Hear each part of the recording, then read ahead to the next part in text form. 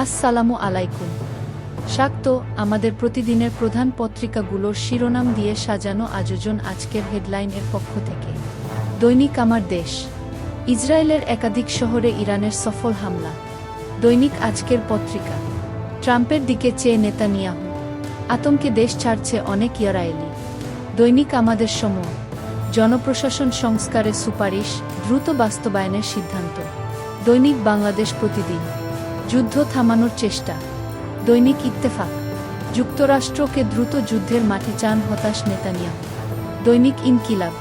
Donald ট্রাম্পের পাল্টা শুল্কে পোশাকের অর্ডার বিলম্বিত। বিপাকে রপ্তানিকারকরা। অর্থনীতিতে কালো মেঘ। দৈনিক যুগান্তর। ফেব্রুয়ারিতে নির্বাচন ধরে ঘর গোছাচ্ছে বিএনপি। দৈনিক জনকণ্ঠ। সংসদীয় আসনের সীমানা পুনর্নির্ধারণ এ মাসে। দৈনিক কালের কণ্ঠ টাকা পাচার চলছে। দৈনিক নয়াদিগন্ত। করোনার নতুন ভেরিয়েন্টটি ওমিক্রনের চেয়েও শক্তিশালী। দৈনিক প্রথম আলো। ইরান ইসরায়েল সংঘাত। পাল্টাপাল্টি হামলার মধ্যে আলোচনা। দৈনিক সমকাল। হামলার মধ্যেই শান্তির চেষ্টা।